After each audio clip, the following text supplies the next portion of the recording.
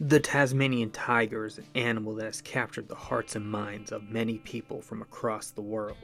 It has cemented itself in pop culture as a symbol of rediscovery and hope that an extinct species is still out there and can be found. Many people put this animal in the same category as cryptids like Bigfoot and the Loch Ness Monster. But the truth is that this animal actually existed, and there's a chance for it to still be out there. On this episode, we're going to discuss some of the most credible claims and sightings that have been made of the thylacine. And we're going to go over theories of where this animal might be hiding out. But at the end, we're going to go over some promising new evidence that might take this animal off the extinct species list. Alright, boys and girls, before we get into the meat and potatoes of it all, we're going to do a brief rundown of the history of the thylacine and how we got to this point. By the time Europeans showed up to the island of Tasmania, the Tasmanian tiger was already extinct on the mainland and considered extinct on the island of Papua New Guinea. When the Europeans showed up, they were only relegated to the island of Tasmania, and they were considered to have a small population of about 5,000 individuals that lived on that island. The Europeans saw the thylacine, or the Tasmanian tiger, as a threat and nuisance species to their livestock. So a bounty was placed on their head to incentivize hunting, and the rest is history. The last thylacine, named Benjamin, died in the Hobart Zoo. Benjamin died because of keepers' mishandling. They left him out on a freezing cold night, and he died because of that. Isn't life just fucked? The last one died because humans fucked up even more. The Tasmanian tiger was considered officially extinct in 1982. I guess the Aussies had to take some sort of W after losing the Great Emu War. Since its declaration of extinction, way back in 1936, there have been sightings annually. So what is the history of this phenomenon?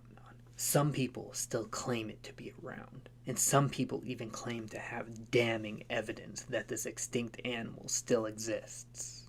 We're going to take a look at the most credible thylacine sighting in history. This is a tiger hunter's holy grail of sightings. They consider this to be the best one ever.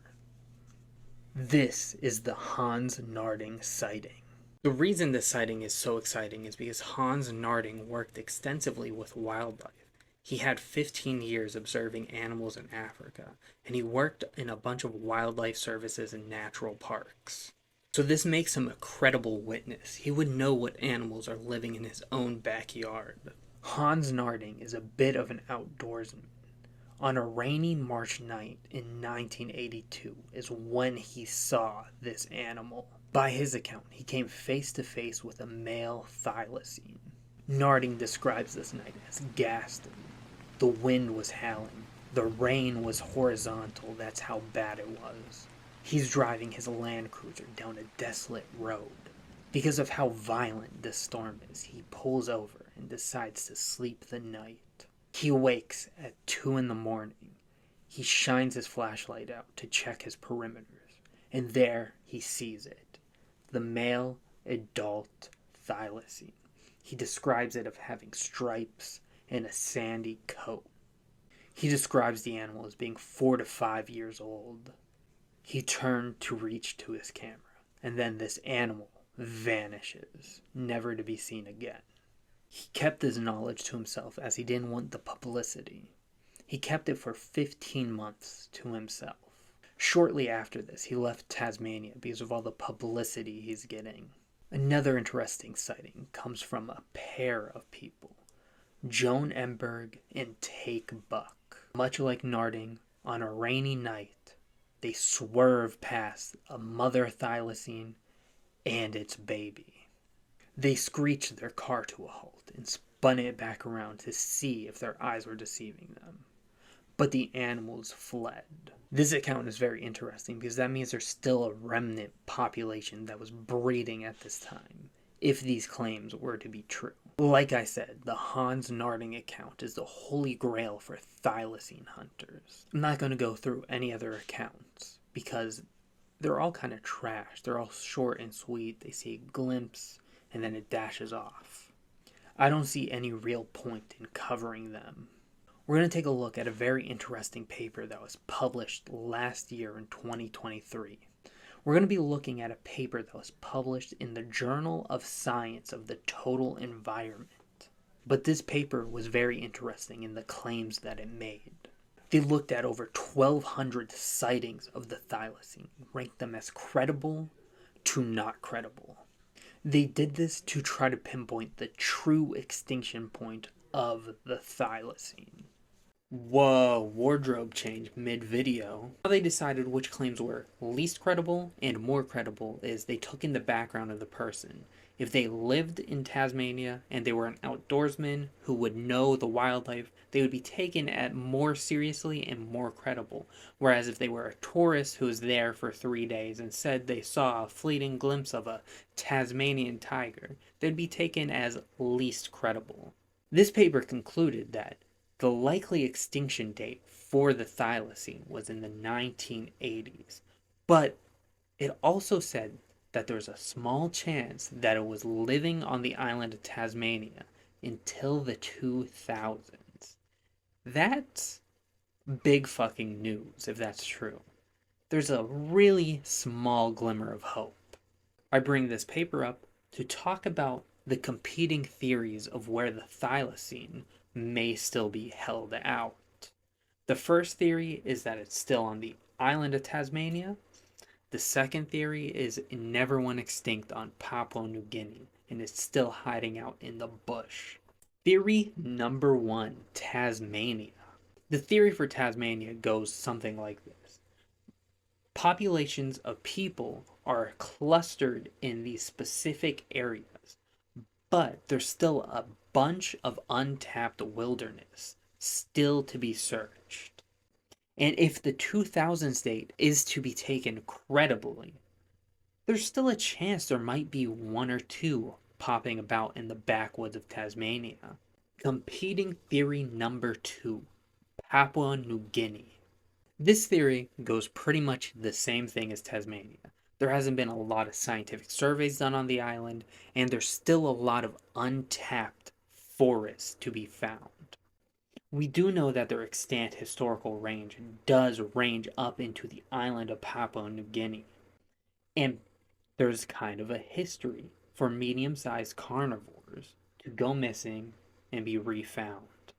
I enter in evidence 1 as the New Guinea singing dog. By the 1970s, this animal was extremely rare. The animal was so rare that people thought it might have gone extinct until 2012, where somebody snapped a photo of it, rediscovering this animal. Now there's efforts to help this animal's population rebound. This leads us to new quote-unquote evidence. This leads us to the fateful day of February 21st, 2024, where Forrest Galante, famous podcaster, wildlife presenter, uploaded a video to his YouTube channel entitled, "Why I Think the Tasmanian Tiger is Still Out There." This video really didn't have to be 25 minutes, so I'm going to give you the TLDR of it all.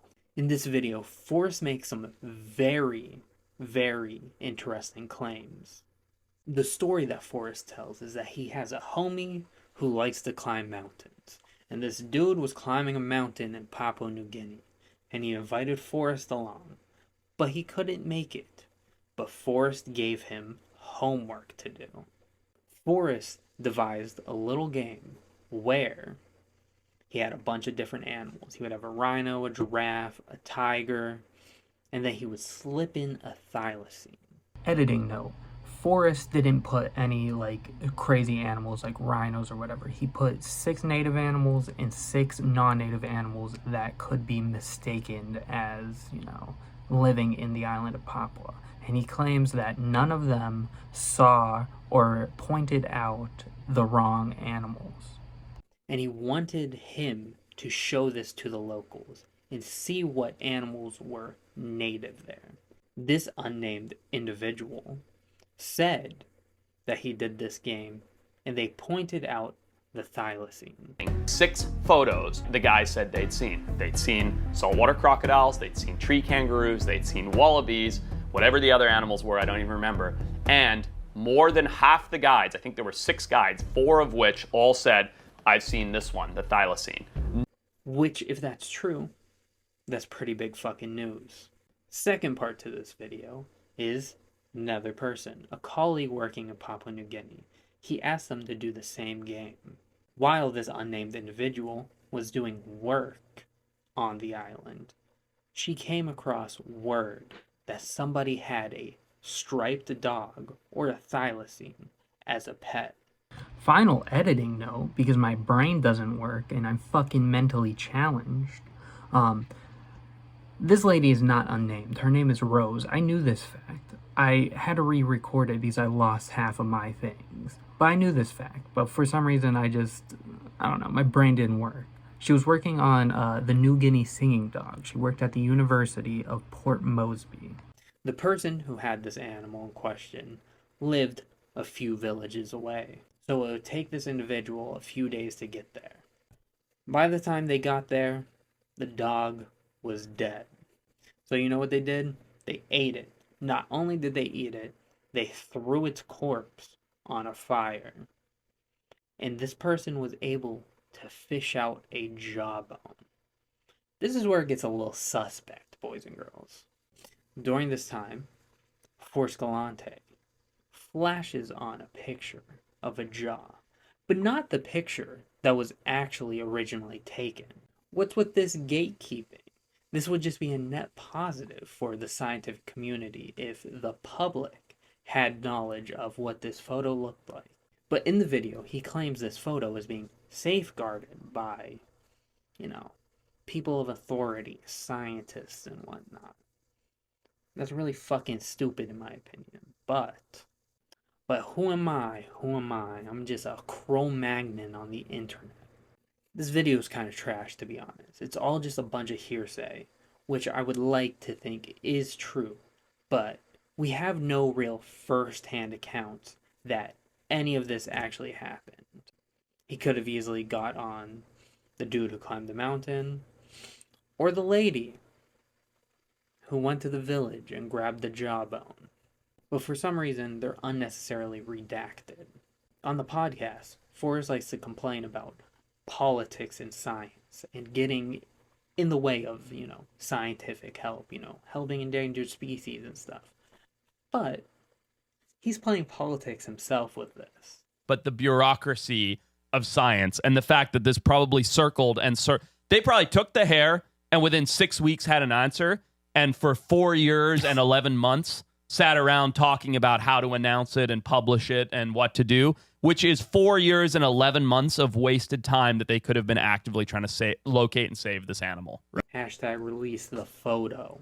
Assuming this is all true, it is bombshell information.